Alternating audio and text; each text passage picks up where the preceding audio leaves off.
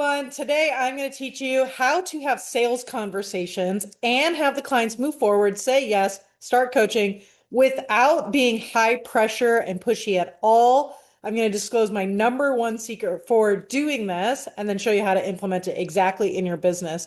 And this has helped us to sell almost $6 million online.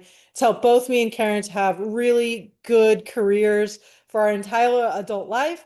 It's also helped our over 6,000 clients to help them to also get clients. And so I'm going to walk you through all of that today. Now, I do have a handout for you that has these keys written all out. And if you want the handout, just go ahead and type notes in the comments. If you are watching this on video, if you are listening to this on the podcast, then go to the show notes and you'll be able to click on that. And if you like what you hear today, and you would like a free one-on-one coaching call that our team does for you, where we look at where you are in your business and what is the right next thing for you to focus on in order to get 3 to 5 clients a month, just go ahead and comment "Coach me," and we will send you the details on how to apply for that. Now, let's go ahead and jump into the number one thing that helps us to make sales without being pushy, and that is emotional safety. What emotional safety is, and I have a definition here written down in my notes that I'll read to you.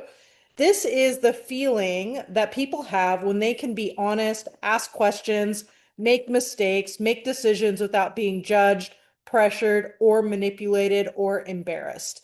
And when someone feels or does not feel emotionally safe, they feel like we're just there to sell them something. They feel like they need to defend themselves. They don't want to admit what's really going on, or they feel the need to be careful. They come in, they have all of this resistance, and the conversation is just not going to go well, even if it is a polite, helpful conversation. When people feel emotionally safe, instead, what you get is someone who feels like they can tell you the truth. They feel like they can tell you exactly what is going on. They don't have to impress you. They're okay with admitting that they are not where they need to be. They know that you genuinely want to help them, and they know they can say yes or no. And so when people feel emotionally safe in a sales conversation, it increases the percentage of people saying yes because they're more open. They don't have their walls up. They're not hesitating. They're not defensive. It increases the outcome of their actual outcomes in their first few months as a client, because when you are in your first few months as a client, this is true for me as a client in my coaches program. This is true for our clients and the What to Say coaching program. This is true for your clients. The first few months is all about learning new stuff, our brain breaking, making mistakes, and asking a lot of questions. And if we have emotional safety, they will try things. Our clients will try things, ask questions, make mistakes, and figure stuff out. And this is really, really important to the outcomes of our program. And the third thing that happens when we create emotional safety, what happens is that our clients stay longer. We have 5 clients, guys, that have spent over $60,000 in their lifetime coaching with us. And one of the biggest reasons that they work with us is, well, we help them win, of course. And so we celebrate their wins every single coaching call. And the other side of it is they know they are safe to share with us what is hard. They don't have to show up performing for us as coaches. If they're having a great week, we are going to celebrate their successes like nobody else will. And when they're having a hard week, we are going to encourage and lift them up with safety and without judgment. And so our whole business benefits from emotional safety. And I want you to think about all the different ways you can include this in all the different areas of your business, whether it's your lead generation, your content, your sales process, which is what we're going to go over today, and then, of course, your coaching. Now, today, what we're going to do is we're going to break down the actual sales conversation process. I'm going to show you how emotional safety works. I'm going to give you the exact words to say so that you do not have to guess how to implement this. And I want you to go and try it in your next sales conversation or trying to book your sales conversation or you can use these tactics in your coaching as well. I'm going to go ahead and share my screen here. If you're watching this on video, you'll be able to follow along with me. If you are catching on audio, I'm going to explain it. You'll be fine. You'll be able to understand. Just go to the show notes. You'll be able to get a copy of what I'm showing you here. Okay, so this is the 5 keys to closing sales, and I'm going to walk through each of these one at a time. Number one, we always want to set up an appointment. Do not sell on the fly. Selling on the fly is like in the DMs, like, hey, do you want to start coaching? That's not the right thing. We're going to take them from social media or from an in-person conversation or from a speaking event. And we're always going to invite them to a conversation, a separate place where they know exactly what we're going to talk about. So what we're going to say when we set up appointments, some variation of, well, usually what I do is set up a time to chat. We'll go over your goals, what's important to you, a little bit about how I work with people, and the most popular options. My part will take about 30 minutes. If it's a good match, great. We'll get you set up. If not, no big deal. We want to make sure you make the most informed decision. Is that something you would be open to? There's a few really, really important parts of this I don't want you to miss. Number one is the agenda. Well, the first thing actually is usually what I do. That creates normalcy. It creates safety. Then we're going to give an agenda. We're going to go over this thing, that thing, and the other thing. We're always going to lead with, we are going to go over what's important to you or what your goals are. And then we'll talk a little bit about what we do and then the most popular options. The number one focus of the sales conversation is them and their goals, not us. And so we always list that in the agenda. We let them know how long it's going to take. And then we always remove pressure. If it's a good match, great. And if not, no big deal. Again, this makes people understand that they are not pressured, so they are more relaxed. They're more likely to say yes to the sales conversation. And when they come, they are more relaxed. And then we, of course, ask consent. Is that something you would be open to so that they can agree? And then we are well on our way. So number one key, set up the appointment. Usually what I do is set up a time to chat, give the agenda, time frame, remove pressure. Number two, when we start the appointment, how we start the appointment in the first 30 seconds really matters.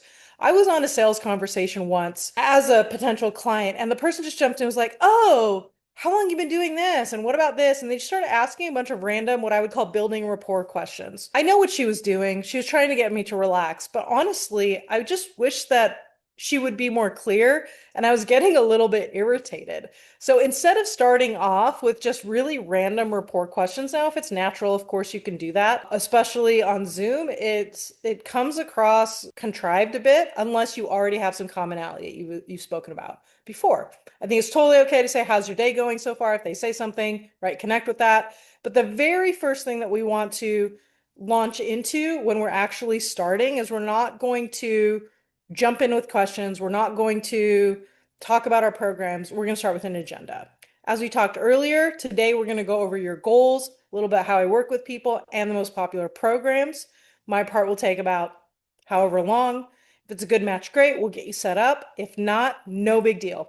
We want to make sure you make the most informed decision. How does that sound? We're going to say the same thing at the beginning of the appointment as we do when we schedule the appointment. This is important because it establishes trust. You are a person who does what they say they're going to do, but we're reiterating lack of pressure, the importance of what they have to talk about. And that is going to help them to feel really relaxed during the sales conversation and be willing to open up. The third key in the sales conversation is to gain input. There's a great Teddy Roosevelt quote that I love. People don't care how much you know until they know how much you care. And one of my clients, Janet, she says, love is a business strategy. And I believe that now more than ever.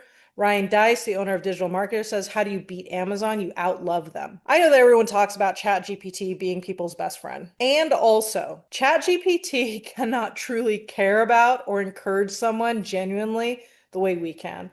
And so right after the agenda, what we want to do is we want to gain input from them on what's important to them. There's a few questions that are really, really helpful. The first one is, what do you want to make sure we go over today? This puts their agenda ahead of our agenda, and we want to listen and make sure we cover those things. The things that they say are typically the things they want to spend the most time on. And so we won't skip pieces of our sales conversation, but we will spend more time on the things that they find important. Then the next thing we'll do is say, where are you now? Where do you want to be? And that what that does is it just explains the gap that they are facing so that we're on the same page. And they'll start to explain problems that they're having. So then the next question we'll ask is, how would solving these problems improve your overall quality of life? As coaches, it's not about the thing we help them to do. The 3 to 5 clients that we help people with, $100,000 a year that we help people with, that's cool. But what really matters to people is, how is achieving that goal going to improve their overall quality of life? And it usually comes down to improving their relationships and helping them to accomplish their dreams. When we ask this question, now we are on the same team with them and they feel free to share their dreams and their challenges with us. Very few people have ever even asked, we're going to be able to be on their team. The next question is, why is now a good time to fix those problems? This helps them to say, this is why I need to do it now, as opposed to later, which helps them to clarify in their brain how they're going to move forward. And then the next thing we'll ask them is, what do you already know about what I do? And then, gain their feedback there. The fourth key is to speak in 4th to 6th grade language. The confused mind does not buy.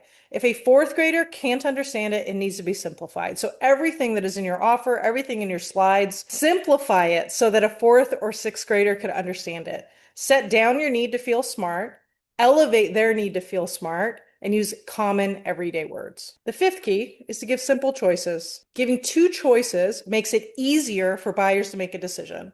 And this is great for premium baseline options. People like to be in control and in the driver's seat. So if we just tell them one thing, okay, so now your option is to buy this one thing, our yes rates will go down. Giving them 2 options helps them to feel less pressured. We can have different options. You could have 2 options that vary based on attention. We can do the same topics. We can either do one-on-one or group coaching. If you only do one-on-one coaching, you can do fast versus slow. We can complete this by meeting for weekly for 3 months or every other week for 6 months and ask them which they prefer. We can do less versus more. This is in a consulting space. We can do, 5 hours a week for this long or 10 hours a week, etc. We could also start with doing things alone, or we could do these things together, right? We have a bunch of different options, ways that we can do either or, choice A or choice B. And these giving 2 simple choices increases emotional safety because they feel like they are the ones that have the choice. And that is really the most important thing in our sales process. We act like as adults, we are able to convince anyone to do anything. I can't convince anyone to do anything ever. The people on my team, my kids, my husband, everybody always has a choice. And this is why it is so critical that we follow these 5 keys and consider emotional safety in our sales process. Now, if you like this video and you want those 5 keys, just go ahead and comment notes or go to the show notes if you're on the podcast. And if you're like, this feels right to me, then I want to encourage you to apply for a free one-on-one coaching call. And in this coaching call, we'll take in all the things that are going on in your business, and we will show you the exact right next step that you need to take in order to get 3 to 5 clients per month. And it's absolutely free. Just go ahead and comment coach me or go to the show notes to apply for that. I hope this was helpful for you, and that I hope your next sales conversation goes amazing. Have a great day.